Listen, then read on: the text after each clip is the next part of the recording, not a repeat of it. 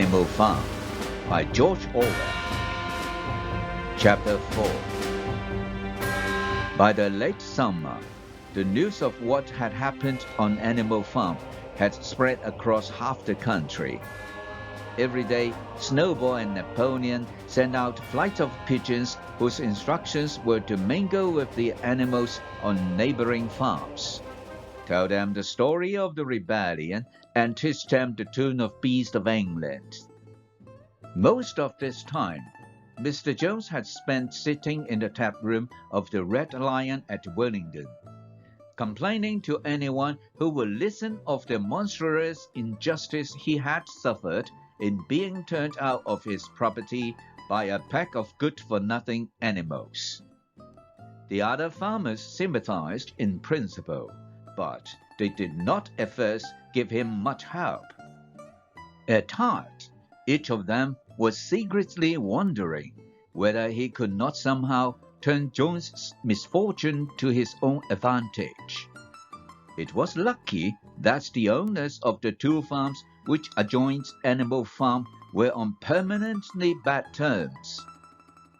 One of them, which was named Foxwood, was a large neglected old-fashioned farm, much overgrown by woodland, with all its pastures worn out and its hedges in a disgraceful condition. Its owner, Mr. Pilkington, was an easy-going gentleman farmer, who spent most of his time in fishing or hunting according to the season. The other farm, which was called Pinchfield, was smaller and better kept. Its owner was a Mr. Frederick, a tough, shrewd man, perpetually involved in lawsuits, and with a name for driving hard bargains. These two disliked each other so much that it was difficult for them to come to any agreement, even in defense of their own interests. Nevertheless, they were both thoroughly frightened by the rebellion on Animal Farm, and very anxious to prevent their own animals from learning too much about it. At first, they pretended to laugh to scorn the ideas of animals managing a farm for themselves. The whole thing would be over in a fortnight, they said. They put it about that the animals on the manor farm were perpetually fighting among themselves, and were also rapidly starving to death. When time passed, and the animals had evidently not starved to death, Frederick and Pilkington changed their tune, and began to talk of the terrible wickedness that now flourished on Animal Farm. It was given out that the animals there practiced cannibalism, tortured one another with red-hot horseshoes, and had their females in common. This was what came of rebelling against the laws of nature, Frederick and Pilkington said. However, these stories were never fully believed. Rumors of a wonderful farm where the human beings had been turned out and the animals managed their own affairs continued to circulate in weak and distorted forms. And throughout that year, a wave of rebelliousness ran through the countryside. Bulls which had always been tractable suddenly turned savage. Sheep broke down the hedges and devoured the clover. Cows kicked the pail over. Hunters refused their fences and shot their riders onto the other side. Above all, the tune and even the words of Beast of England were known everywhere. It had spread with astonishing speed. The human beings could not contain their rage when they heard this song, though they pretended to think it merely ridiculous. They could not understand, they said, how even animals could bring themselves to sing such contemptible rubbish.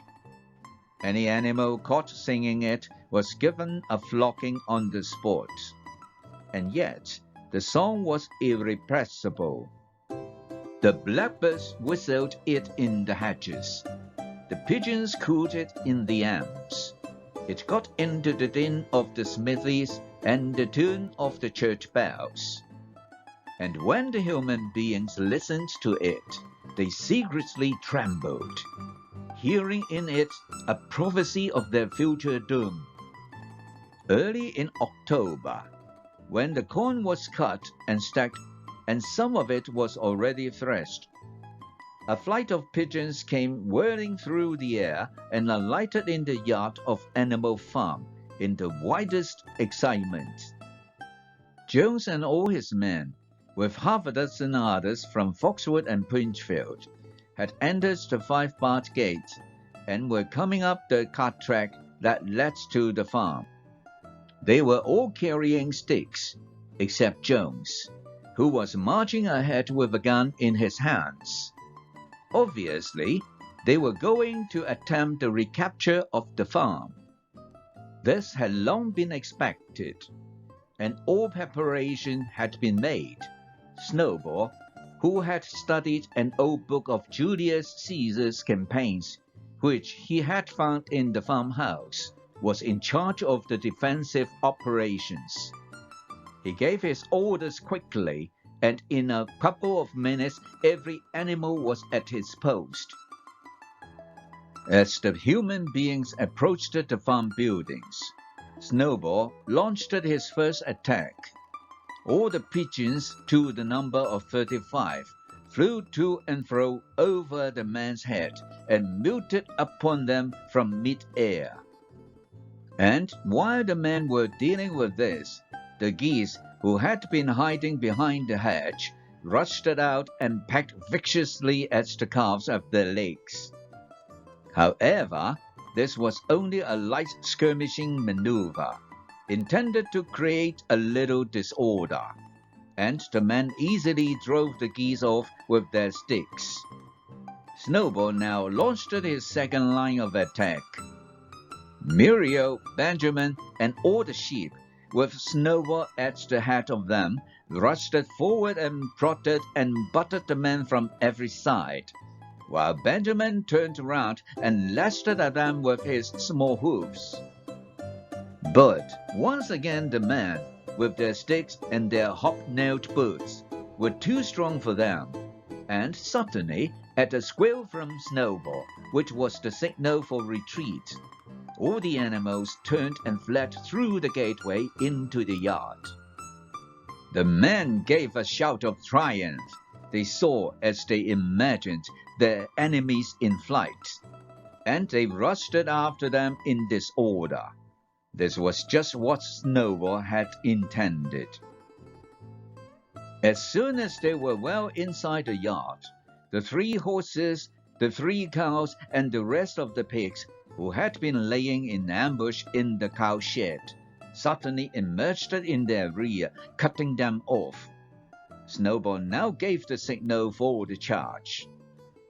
He himself dashed straight for Jones. Jones saw him coming, raised his gun and fired. The pellet scored a bloody streak along Snowball's back, and the sheep dropped dead. Without halting for an instant, Snowball flung his 15-stone against Jones' legs. Jones was hurled into a pile of dung, and his gun flew out of his hands. But the most terrifying spectacle of all was Boxer, rearing up on his hind legs and striking out with his great iron-shod hoofs like a stallion. His very first blow took a stable lad from Foxwood on the scalp and stretched him lifeless in the mud. At the sight, several men dropped their sticks and tried to run. Panic overtook them, and the next moment all the animals together were chasing them round and round the yard. They were gored, kicked, bitten, trampled on. There was not an animal on the farm that did not take vengeance on them after his own fashion.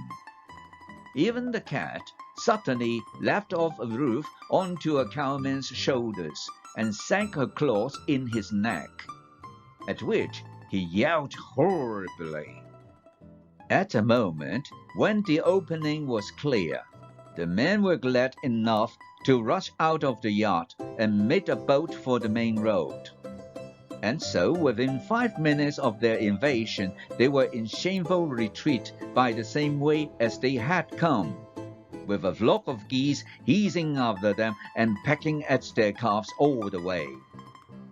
All the men were gone, except one.